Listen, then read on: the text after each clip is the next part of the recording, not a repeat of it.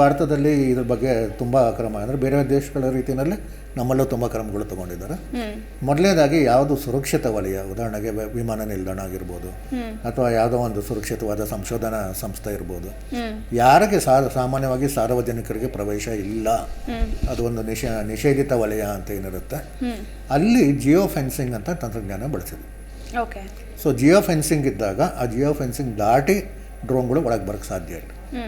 ಉದಾಹರಣೆಗೆ ನಾವಿಲ್ಲಿ ಹೇಳ್ಕೊಬೋದು ಅಂದರೆ ತುಂಬ ಹೆಮ್ಮೆಯಿಂದ ಹೇಳ್ಕೊಬೋದು, ನಮ್ಮ ದೇಶದ 175 ಏರ್ಪೋರ್ಟ್ಗಳು, ಇನ್ಕ್ಲೂಡಿಂಗ್ ಏರ್ಫೋರ್ಸ್ ಬಳಸುವಂಥ ಏರ್ಪೋರ್ಟ್ಗಳು, ಅಲ್ಲಿ ಎಲ್ಲ ಕಡೆ ಕೂಡ ಈ ರೀತಿಯ ಜಿಯೋ ಫೆನ್ಸಿಂಗ್ ಮಾಡಿದ್ದಾರೆ.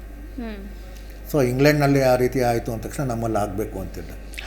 ಸೊ ಅದು ಒಂದು ಭಾಗ ಅಂದರೆ ಸುರಕ್ಷತಾ ಕ್ರಮಗಳನ್ನು ತೊಗೊಂಡಿದ್ದಾರೆ. ಆಮೇಲೆ ಎರಡನೇದಾಗಿ ಏನೋ ತುಂಬ ಕಠಿಣವಾದ ಕಾನೂನು ತಂದಿದ್ದಾರೆ. ಮೊದಲಾದರೆ ಯಾರು ಬೇಕಾದ್ರೂ ಡ್ರೋನ್ ಹಾರಿಸ್ಬೋದಾಗಿತ್ತು, ಎಷ್ಟು ಎತ್ತರಕ್ಕೆ ಬೇಕಾದ್ರೂ ಹಾರಿಸ್ಬೋದಾಗಿತ್ತು.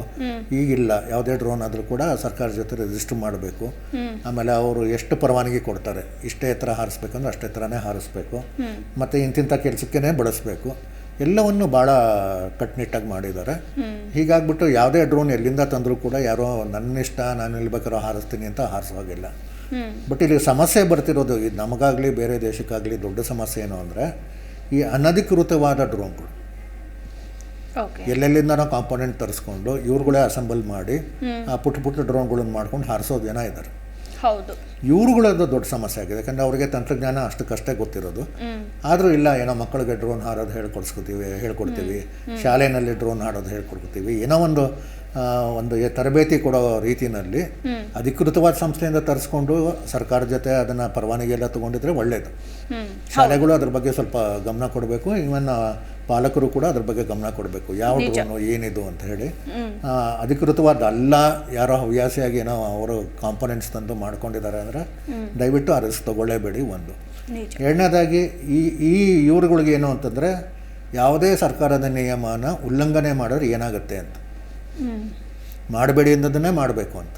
ಅಂದರೆ ಅವ್ರಿಗೆ ಅದು ಪರಿಣಾಮ ಕೊಡೋಕೆ ಗೊತ್ತಿರಲ್ಲ. ನೋಡ ನಂಗೆ ಹಾರಿಸ್ಬೇಡ ಅಂದಿದ್ರು, ನಾನೇನು ಲೈಸೆನ್ಸ್ ತೊಗೊಂಡಿಲ್ಲ, ಎಷ್ಟು ಹತ್ರಕ್ಕೆ ಹಾರಿಸ್ದೆ, ಸಮುದ್ರದ ಮೇಲೆ ಹಾರಿಸ್ದೆ ಅಥವಾ ಇನ್ಯಾವುದೋ ಒಂದು ವಿಧಾನಸೌಧ ಮೇಲೆ ಹಾರಿಸ್ಕೊಂಡು ಬಂದೆ, ಹೇಗೆ ಕಾಣುತ್ತೆ ನೋಡು ಬೆಂಗಳೂರು, ಈ ಹುಚ್ಚಾಟಗಳು ಇದೆಯಲ್ಲ, ಇದು ನಿಲ್ಲಬೇಕು. ಹೌದು.